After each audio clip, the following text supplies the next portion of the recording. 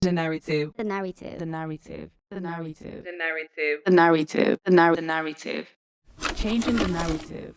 An initiative powered by OVG. Welcome everyone to the Change the Narrative podcast. My name is Ikea Bravo, your host, and today I am here with Lotte and Abdallah of the Ghana Food Movement. I will not talk too much. I will just leave Lotte and Abdallah to introduce themselves. So any of you could go first. All right. Okay. Thank you so much. Thank you. Great being here. My name is Lotte. I am originally from Holland. I've been living in Ghana 5 years now.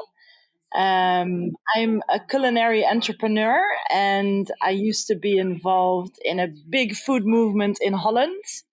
And I guess that's why I'm here right now. Amazing. All right, Abdallah, kindly introduce yourself to us.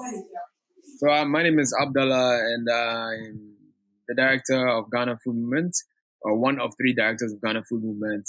I'm from here. I was born and raised here, and I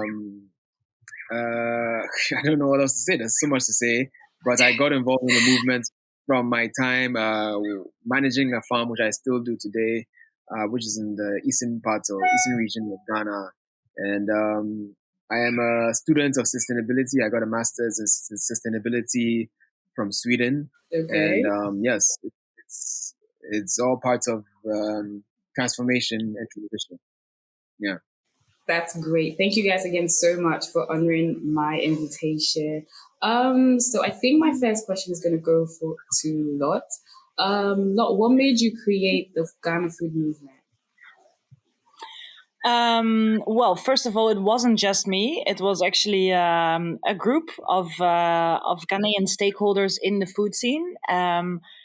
I guess I was one pushing it because I had a lot of free time, and I was also one that had a bit of experience in how to build a movement. And why did I do it with these people? I guess one of the things I personally noticed when I came to Ghana was that there were all these amazing things happening and great people in the food space, but they were not connected. So they weren't working together. And then if you're trying to change something, if you're trying to highlight something and you're not working together, then it's a hard battle to fight, so you really need to come together on it. So with that experience that I had in Holland, I figured I can help facilitate some sort of a structure where people can just come together, feel safe, feel empowered, feel inspired, and then act. And I guess that was the beginning of the Ghana Food Movement. Amazing. I mean, it definitely is inspiring.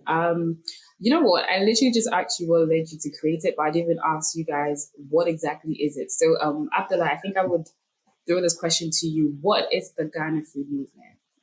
Yeah, no, it's a good question, and I think we're always sort of grappling with it ourselves. But I think if you want to make it as simple as possible, Ghana Food Movement is three things. It's youth program engagement, where we engage with youth and get them employed in the food, in the food and agriculture space. It is the network, which Lotte has hinted at already. Connecting people, connecting dots across Ghana, across West Africa, across the world, and letting them be known, about this transition towards a more, sustainable, equitable food system. So that's the second thing, and then the last thing is about educating, and not even educating. Let's throw educating out the way. Let's say having fun and celebrating food, which food that is made by the farmer, food that is made by the chef, and trying to, through the fun and making food and celebrating it, get people to understand that every time they make a decision on what they eat, they're making a decision for a type of food system. So these are the sort of three things that Ghana Food Movement is about. Yes. So pick whichever one you want. I mean, I think with everything you said, it's definitely like engulfs every single thing. Like, I mean, I guess because sometimes you can't really pinpoint exactly what something is because there's just so much that you're aiming to achieve with one thing. So I think you've given me a really good definition of what the movement is about. Yeah. And it's a movement, so it is hard to define. Exactly. Yeah. Like it's not what is an egg, you know? Yeah, and it's also not one person, and it's also not one focus point. You know, it's whatever anybody wants to make of it. In practical terms, we are an NGO. Right. Yeah, we are an NGO, and we have volunteers that dedicate about 4 to 5 hours of their time every week towards one of these 3 different strands of the movement. That's just more of a practical, less vague idea of who we are and what we do. Yeah. I think what Abdallah is trying to say is that we have these volunteers dedicating 4 to 5 hours of their time a week for these 3 main causes that he just mentioned. That's really, really amazing. So how would you guys describe the food culture in Ghana? Yes. There's not one definition. I don't think. You can separate it and see. You can say there's a rural, there's an urban. Within the urban, you have varied stratifications. You have the person who's in the office. You have the person who's on the streets. You have the person who gets their food from home. You have the person who doesn't have time to cook at home. But what I would say is that it is shifting. It is shifting towards this modern food culture where things need to be packaged, things need to be able to fit in the fridge, things need to be movable. That is what I see as a trend in terms of what it was before and what is becoming. That's obviously to do with the, I wouldn't say modernization of our economy, because if we call this modernization, then maybe we shouldn't. No, I think I definitely agree, because I feel like the food culture has definitely changed, because right now restaurants, well, from what I see though, restaurants are like really taking it a bit further with like their branding, even like the street sellers, like your usual Kofi Brookman seller right now, there's a little packaging going on there. So you have the skinned granules and you have the unskinned granules. Exactly. Like they're giving us variety, Come on. You got options now. You've got options You've now. got options. And I think it's a really good thing, because I feel like there's been some form of exposure, and not just on the end of the consumer, but as well as, let's say, on the end of, in this sense, the vendor as well. So I think it's pretty good. I think it's pretty good. Can I add my 2 cents to that as well? Definitely. Because, as an outsider, I just see that Ghana has a food culture with tremendous potential. I think there's a lot of ancient knowledge still there. There's a lot of ancient practices that are in a lot of places in this world are lost, and they're eagerly trying to find that back and reconnect with that. And I feel like that is still the case in Ghana, especially in the rural areas. Yeah. I think that is, there is definitely a shift going on, and there is globalization. And I think that's also a fact for most places in the world. People are starting to eat less healthy. It is all more industrialized. It is all more convenient. But Ghana still has that true Ghanaian food culture as well. And at the same time, culture is a thing. It's like tradition, it changes throughout the time. And I think what is changing now, which is a good thing, is like this realization of pride and realizing what Ghana has, and that it's being celebrated more and it's being explored more. So more in the sense of like options, different kinds of restaurants. You see it on a street food level. You see it on a restaurant level. You also see that there is a rise of chefs. There is a rise of product developers, of niche products. But at the same time, also just this realization of these amazing ingredients that Ghana has, from yam to fonio, to prekese, to dawa dawa. And you see those more popping up on world stages as well. And I think it's really great that Ghana is getting the recognition that it deserves. And, and maybe it's not even looking for that, but it's just great to see that, Ghana is in a spotlight right now, and it's growing. Yes, yeah, and I think it's so exciting to be part of that. No, I think that's really amazing. I feel my next question really is, I think I saw something on your website which says through your events, you celebrate, preserve, and redefine the Ghanaian food culture. How do you do this through your events, and what are some of the events you use to do these things? I think a great example of that is the Tiger Nuts conference we had a month or so ago. So, I mean, who on earth would have Yes, thought that there will be an interest in having a Tiger Nuts conference? I mean, maybe we do know that, but maybe we're also thinking at the back of our right. mind, is there really? But we went ahead and put this conference together. We partnered with Mosaic Grove, which is a group of Tiger Nut farmers themselves. And the day was spent Okay. basically talking about Tiger Nuts, its different nutritional properties. And at the end of the day, we had this reinvention of the Tiger Nuts. Me, I know Tiger Nuts as you buy it in the street, you wash it small, you put it in the fridge, it cools, and then you start chewing it in the house because, it helps. Me and you It both. helps, it helps you, it says the man, becomes more manly when they eat it. Apparently, You know, apparently, and aphrodisiac and so on and so forth. So this is me, my base knowledge. That's how I understand it. But on that day, it yeah. became more than just something you chew because of some myth that says it becomes, makes you more manly. Yes, certainly it makes you more fertile, and studies have proved that not only for men but for women. One thing. And the other nutritional Definitely. aspects of it that are very good for diabetics because it contains this low sugar content, but it can also fulfill that as a sugar. And so that's another piece of information you find out. And then there's this additional thing about how it's a great baby food as well. So it goes from just being this thing about a myth Interesting. about it making you manly to something beyond that. And on that day, we had our chefs elaborate on the different ways that Tiger Nut can be expressed in different forms. So we had our Chef Abiro Wisdom make it into a Tiger Nuts burger. We also made it into a kebab. Then we had vendors making Tiger Nuts milk. I mean, we're talking about everything, the essence of GFM displayed in one day. Taking research and Yeah. academia, things that are sort of lost because they are produced in our ivory tower and it's not made its way down to the ground level. So we take that effort, take Right. that research, take those chefs, put them together with the ingredients, with the vendors, and say, this is something you can do. It's all here in Ghana. And it's with something it's here, Tiger Nuts, Atadre. So I think that's a great example of how we use our events as a way to educate, as a way to celebrate, and as a way to redefine. No, that's really amazing because I strongly also believe that I feel like Ghana is really blessed, honestly. I really feel like we have like all the resources and as far as even food alone. And I think is what you guys are doing is really amazing because for instance, when people think about eating healthy, everyone is just thinking about like a bowl of salad, or like some blueberries or some smoothies and whatnot. But essentially with what you're doing, you guys are educating, even though Abdallah, I know you don't want to use the word educating, you are educating the general public on like the different ingredients and the different Ghanaian foods that are available that you can actually incorporate into your diet, regardless of if you want to put on healthy weight or if you want to lose some weight as well. So that's Yeah. really, really amazing. Yeah.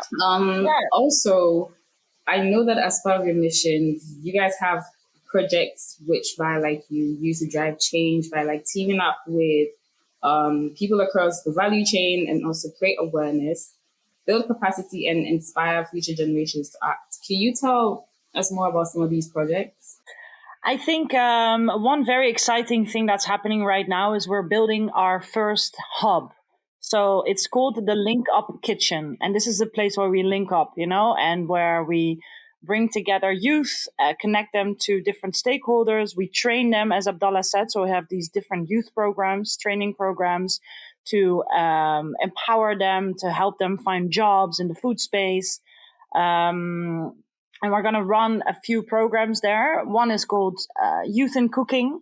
We're going to do one Youth in Hospitality, Youth in Product Development, and Youth in Food and Agribusiness. And these are all ways of connecting Ghanaian youth, Ghanaian talents, interested, motivating kids to jobs, to skills, to knowledge, and inspire them to use whatever Ghana has to offer and build a future for them, which is sustainable, which is inclusive, which is fair, and which is economically interesting as well.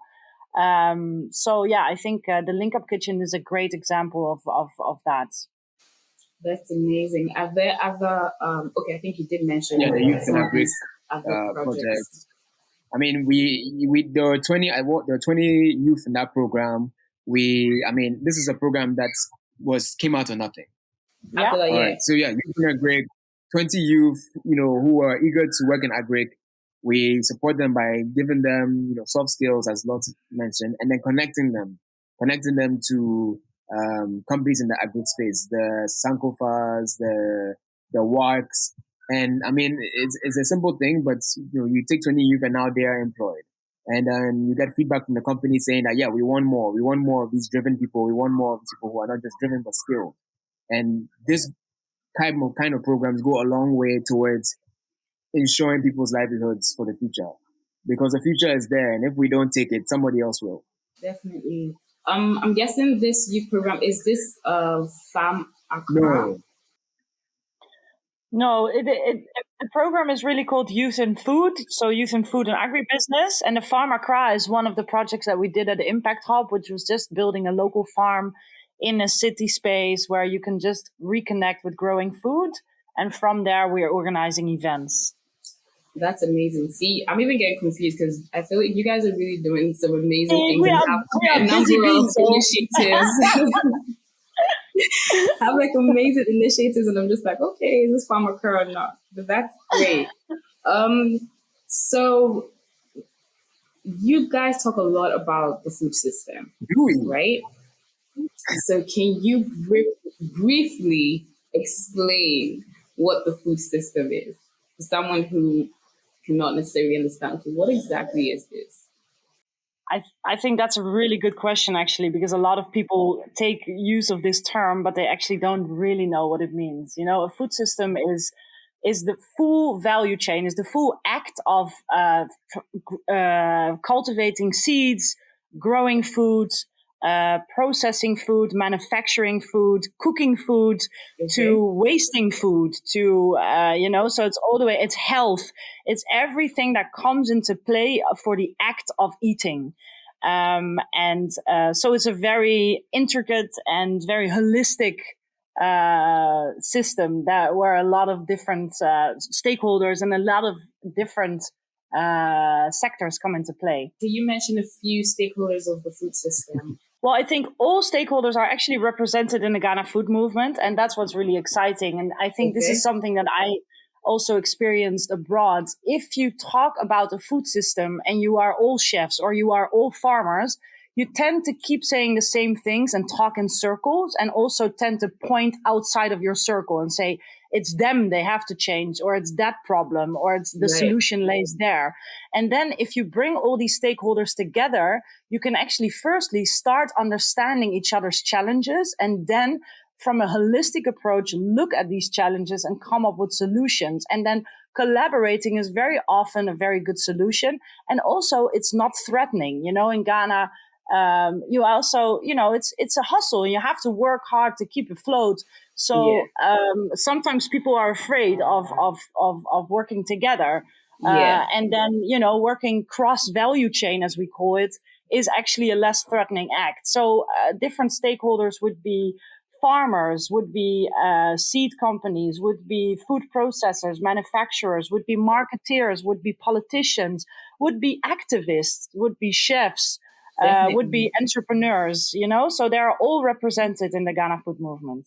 And I think it's important to also highlight how we might say food system, but really it is a people system. It's a system made out of people. It's a system that is in symbiosis, not in symbiosis. It's in relation with the environment as well. Okay, and I'll use this great example. We have galamsey, and at the root of the galamsey problem is an unemployment problem. And at the root of the unemployment problem, if we look at the people who are involved in the galamsey, in terms of the low-level employees, those are former cocoa farmers. Now, why are they moving from cocoa farming to galamsey? Because galamsey offers them more money. Why is that the case? Because the cocoa system that we created, which is embedded in the food system, has not created enough value for them to stay within it. Because either they've overgrown the cocoa and the farms and have lost yields, and also on the cocoa board side, where the profits are being kept at a certain level, not in Ghana for the most part, and they are not seeing the benefits of that. So this is where the food system goes beyond food system. This is where it goes into the people system, if you want to call it that. So it's important to always be mindful about the way it interacts with these larger systems and how does then it plays into our own drinking water at home, and so on and so forth. Right. Yes. Yeah, Abdallah is so right. Yeah, you are so right. Also, because if you talk about a food system, it feels very unhuman. And making it into a people system, it also creates more empathy and it creates more it's more realistic as well. You create more relationship to it. Yeah. And I think, that's the great thing about food. If you care about this world, food is this at the center point of it, because beyond the whole system, it also creates safety, it's culture, it's health, it's economics, it's everything, so it is, that's why food is such an exciting topic to work on and such an impactful one as well. Definitely. That's really true. What are some of the challenges you guys would say you have seen within the Ghanaian food system? I think it's just the lifestyle change. The lifestyle change is so what you have happening in the urban. Let me break it down into rural urban again. In the urban settings, what you have people is doing office jobs, because they need to pay their bills, blah blah blah. Now the office work life is sedentary. It's you sit down, you drive, you get up in the morning, you have to beat traffic, so you sit in traffic for 2 hours, get to your office, sit down in the office chair. By 5 o'clock, you sit back, so you're spending almost 8 hours sitting down. And if you combine that with, let's say, eating like typical fufu or with groundnut soup, zafi, wache, that is not a good combination. And so that's why you see a high rise in the urban centers of non-communicable diseases such as heart disease, diabetes, hypertension. So this is one of the major challenges in terms of the urban center. Now, if you move to the rural side, what you have is land grabbing. So you have foreign companies coming in and buying large tracts of land because they have the power to, and they have the foreign currency too. And when somebody brings US dollars, who is going to turn their eye? So they bring large money, and all the land that we would use typically to, let's say, grow the plantain and grow this is now being used to grow something else, not necessarily something we eat locally, and export it out. So there are changes happening, and not, I wouldn't say they're happening, but not at such an increasing rate where we need to be ringing alarm bells yet. But we need to start looking at how a balanced system will look like. Because we're not saying don't export. We're not saying don't eat and be sitting in the office. Okay, we actually are saying don't eat and just sit in the office all day. But these are the things the challenges that we're seeing on a very macro level, and also a very personal level as well. I mean, how many friends of fathers and mothers do you know who have had diabetes, who have had a heart issue? Yeah, I think also, let's be honest, the challenges are many. And Ghana, in that sense, is not alone in this, the challenges in general right now that the world is facing are of humongous forms, And I think on top of what Abdallah was saying, look at old colonial systems, which are all about subtracting, not adding local value. The focus is still on traditional crops, which are mostly for outside. So cocoa, palm oil, bauxite, it's you have the political system in Ghana, which is not helping. We have post-harvest losses. And if you pile it up, you might get a little depressed and feel numbed. And that's why also sometimes this whole food system approach can feel numbing and can feel like, oh, I don't know even where to start. So never mind. It's not for me. But I think that's also what defines the Ghana food movement. It's about positive energy. It's about a can-do mentality. And that's why we really believe in getting youth excited as well about working in food, because food is not just farming. It's not just taking the land from your dad and seeing him struggling and thinking, fuck, my life is also going to be a struggle. There are innovations. There are other ways of working in food that actually can build a future. And I feel like with our programs, working together with innovative companies, with innovative organizations, we can also show a way forward that does work and that does have potential. I met a student at the Tiger Nuts conference, and this guy basically told me that alongside his students' work, he started doing a tiger nuts milk and selling it to other students. And he used that earning to pay for his school fees. Can you imagine? Wow. That's really amazing. My next question is going to be, I think with what you guys have just said right now, this is not just an issue of, the political, the government, let me say. So as individuals, how do you think we can all help to actually improve this food system, to improve the Ghanaian food system? I know it sounds exhausting, or it sounds quite intense and overwhelming. Well, I think even as a consumer, you always have power, and even at the lowest level, you have power, but you have to come together and you have to have strategy, but you have power.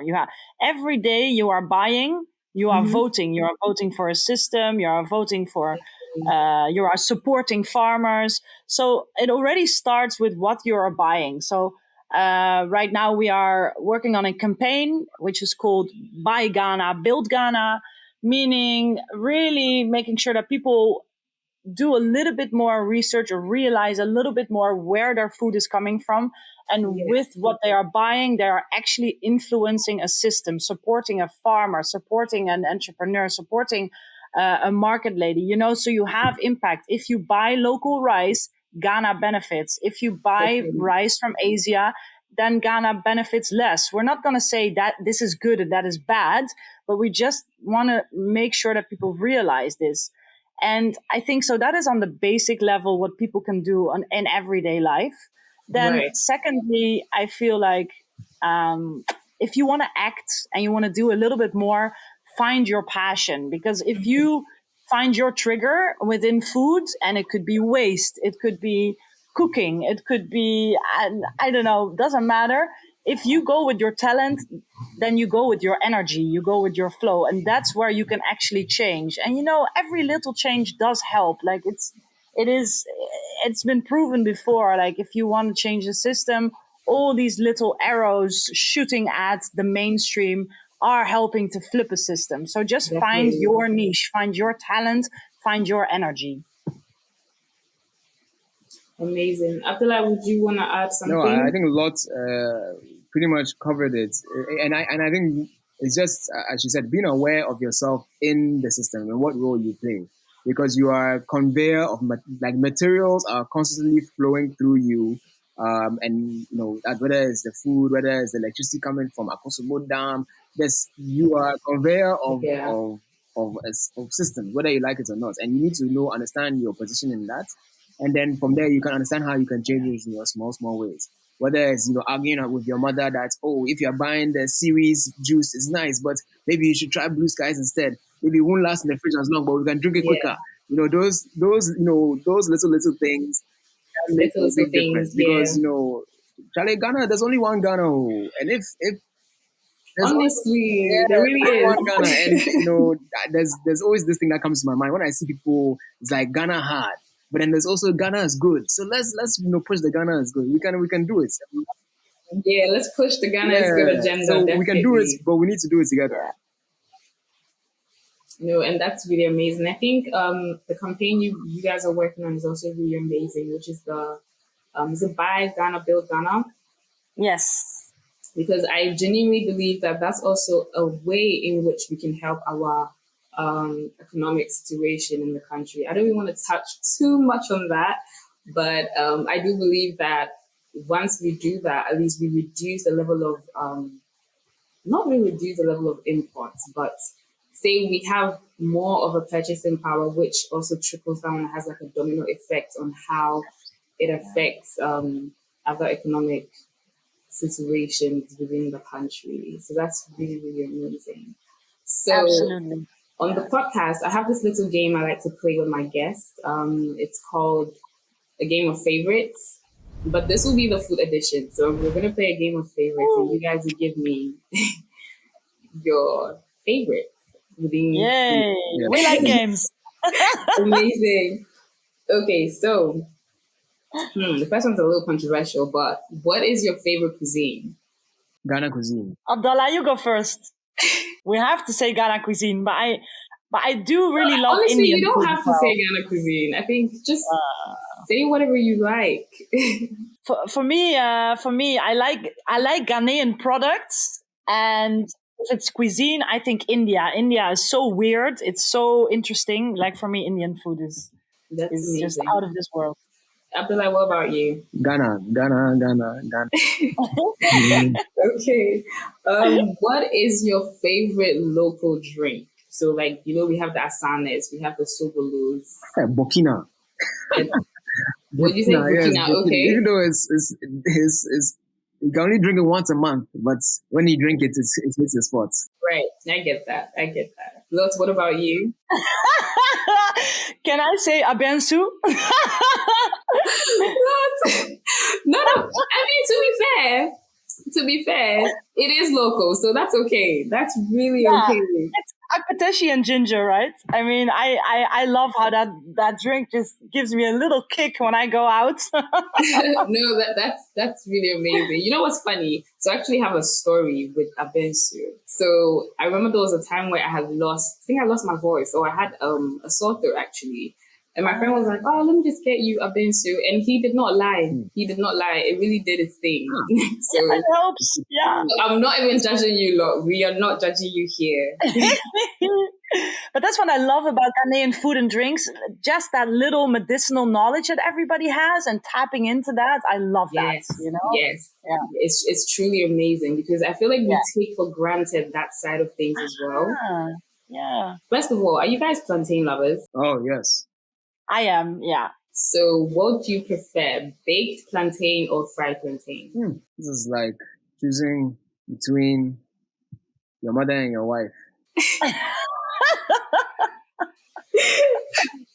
Okay, I like fried. Okay, amazing. What would you pick, cassava or yam? Yam. It depends on how in what form it's been eaten. I mean, that depends on you, actually. One answer, Abdallah. One answer. I guess yam. Yeah. Okay, great. So, quinoa or fonio? Oh, fonio. Hands down. You did not even think twice. Fonio. Okay, that's amazing. All right, guys. So how can someone who wants to join the Ghana food movement join the Ghana food movement? Wow, that sounded like a really big tongue twister. Well, first of all, the easiest way is to follow us on our socials. Okay. On our website, you can also sign the manifest, because we build a manifest that really embodies the whole spirit of the Ghana food movement. And we would also like to emphasize, that this movement has been existing before we even were here. Right. People were already doing so many exciting things. Mm-hmm. We just tried to make it a little bit more tangible and a little bit more organized in coming together. Right. And I think the manifest shows that even if you don't want to become involved with us, but you just you're just supporting the vision, sign the manifest, because that's also our way to come to the political side and at some point present our manifest and say, yo, this is what's happening in Ghana. So signing the manifest is an act of politics as well. It's important. Yeah. If you do want to get more involved, I think come to our events. Okay. Or become a member, a supporting member. Our supporting members can use the network even more to their benefits when it comes to business opportunities or learning more. And it's also a way of supporting our movement so that we can actually continue our work as well. Amazing. Okay, Lotte and Abdallah, thank you guys so much for taking some time out of your day to talk about the Ghana food movement as well as other important topics within food. I really appreciate your time. Thank you. We appreciate you having us on your podcast. And it's been amazing. We always love hearing ourselves talk. And it's especially about the Ghana food movement, even more so. Amazing. Thank you so much. Really, we really had fun. So much. I had fun as well. We didn't hear your own. We didn't hear your own. Which one do you like, baked or fried plantain? Fried. I'm not even gonna lie. Okay. Yeah, it's a movement. It's a movement. I think when we onboard new members in our network, we always ask them one question. So everybody's like putting down their professional profile, and always the question that we ask is, "What's your favorite Ghanaian food?" So we have this full like fufu banku fight going on, and it's so fun to actually it really is, though. Yeah, it's always good to have people share their favorite Ghanaian food. It brings a lot of other qualities rising. Definitely. Thank you guys so much. Thank you so much for tuning into the Changing the Narrative podcast. If you enjoyed this episode, do me a favor and like, share, and subscribe to the Changing the Narrative podcast.